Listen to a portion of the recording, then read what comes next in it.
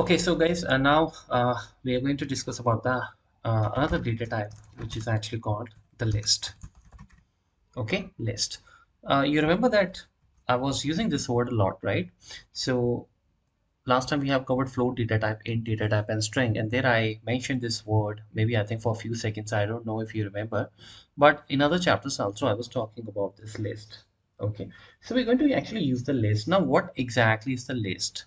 See, basically, as I said, that this is one of the data types. Again, one more data type for you, but this is we use to handle the large data. Okay, to handle the I shouldn't say large data. Basically, to handle the data which has multiple values, multiple columns, multiple values. Are you getting the point? For example, you have a text file. There is a lot of data in there. You have 15 columns. You have maybe 10 columns, 5 columns, and 50,000 rows or 1 million rows. And you then want to modify that data. You want to manipulate that data, right? So we can use their list over there. So that's why this is very important, and this will also remind you of the string. Okay, I'll tell you why. First of all we should learn that how we can actually go and define the list, right? How we can define the list. So let's say that I go and say that topics, okay, equals to, you have to put the square bracket. Okay, and then in this square bracket we can go and start writing for the items which we want to include in this list. Okay, and yes, these values are going to have a double quote because these are all text values. Okay, so this is what actually, let's say, I want to write. Okay, so now this is the list you have created. So if I go and print this, I'm going to check the number. I'm going to run this. You see that this is how the list is created. This is how the list is created. Now imagine that here we are writing the number, but generally in practical environment, we will bring the data over here, right? We will import some text file or maybe Excel data, I mean data from anywhere, CSV file, and then that will go in the list so that we can perform the things which I'm going to teach you. Okay, for right now, please understand that we have the scale brackets. Okay, and now what happens? I mean, is this something specific to the string? I mean, what if I go and create some, let's say, scores like this, for example? Is this allowed? I mean, can we use the integers? Well, see this. I'm going to print the values. I'm going to run the code. See that?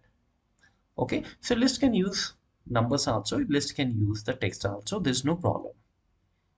Okay, now once you have the data, imagine this is your data, right? Think like that. Then you will understand. You will say, okay, I'm getting the point. The interest will be generated, right? See, what if I have to actually pick this particular item from this field? How you can do that? Well, for that, we can simply go and say topics and then skip brackets, and then we can use the zero index, right? So this actually behaves like your string also. You remember in the string also we do this, and there also the first position of the character is always starts with 0, but here this is a list, right? So that we are talking about here a word, right? Basically the value. What I'm saying is that if you remember that let's say a txt equals to hello. If I have to go and pick the text value from here, how I'm going to pick? We have already covered this, right? So indexing, when it comes to the indexing, when it is about the slicing and the dicing, it works the same way. So this is going to be very helpful for you because you have already covered the text. See this, h is coming. Okay, but anyways, that's a string, so we'll not now discuss that thing as we have already covered it. So this is how the string the list actually works. Okay, this is how the list actually works. Okay, and then since we are talking about the slicing and the dicing, so you should again, what if I have to actually go and pick not just one particular the word, but maybe I want to pick, let's say, VB and Excel both. Then how you can do that, right? So if you remember, in the strings also we have covered this, right? So what I'm going to do is I'm going to say that, okay, so you start with the 0 and then you go up to what? 0, 1 and 2. Okay, and the third parameter, optional parameter, that is we are not going to use. So in this way, if I run this, we should actually see here, the two things. Okay, I'm sorry, it's actually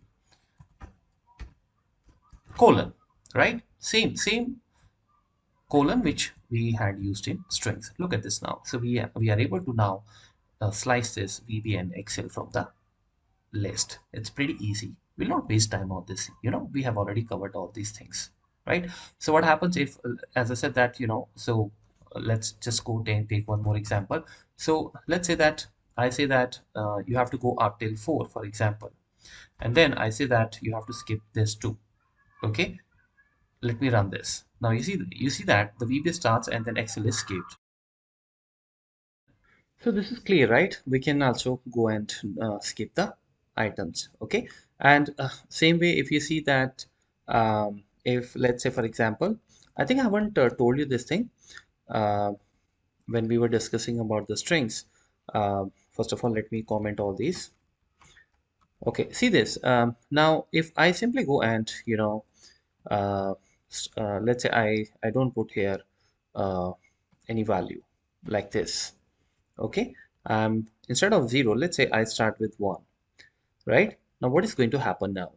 What is going to happen now? See this. Let me run this. See, I got here Excel because the first index is Excel, and then Python, and then BI and Selenium. Okay, so if you ever want to pull all the records, all the values from some position, you can always leave this blank also. You don't have to write here, 3 or 4, whatever. You can leave this also. Okay, and if I haven't told you this thing, then you see in the case of the string, if I go and say that, okay, so start from, let's say, 2, you can start from anywhere and just go, you know, to the last position. So if I run this, here you can check that I'm going to see here 0, 1, 2, L, and then L, and then O. Okay, so I mean, this way also uh, we can slice and dice the strings as well as the list. Okay, and if, for example, if you try to do something like this, that you just go and let's say put here a value called 3. Now what is going to happen if you run this? For example, you just go and run this, you see that you're getting here the value VBA and then Excel and then Python. Okay, let me take you back to this. Yeah, so let me remove this also. Yeah, see, the first value is VBA, so by default the value will start from the very first index, which is actually the 0 index. So you see here VBA and then Excel, and then because this is up to 3, so up to 3 means that we are going to say 0, 1 and 2. So we have here VBA, Excel and Python.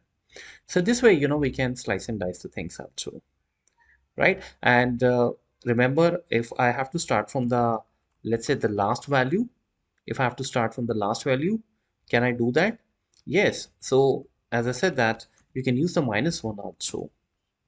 Okay, we can use the -1 also. So for example, if I just say that I want to pull this the last one, I want to pull this the last one, right? The last one. So let me go and run this. You see that we got here the selenium, this one, the last one. Same rules, same thing, in the strings also we have seen this. Okay, so if I have to pick Selenium, BI and Python, let's say from the reverse order, can I do that? Can I do that? Well, yes, we can do that. So we can say -1. Now -1, so this is -2, -3, right? So -4 I will write because I want to go up to -4. Okay, in this way. Now if I run this, so let me put this here hash. Okay, let's go and run this. Okay, see this, I'm not getting here anything. You know why? Why? Because you are telling from -1 to -4, but in this case it's very important that we should write here the -1, and I have emphasized on this point in the strings chapter also. Okay, so now you see we got the Selenium, BI and Python. All right, so now I hope that you have understood the concept of the list. Let's go and talk more on the list, let's see that what methods the list has, like how to insert the data into the list, how to delete the data from the list, how to change the data into the list. Because ultimately when you will have a real data, this is all going to help you.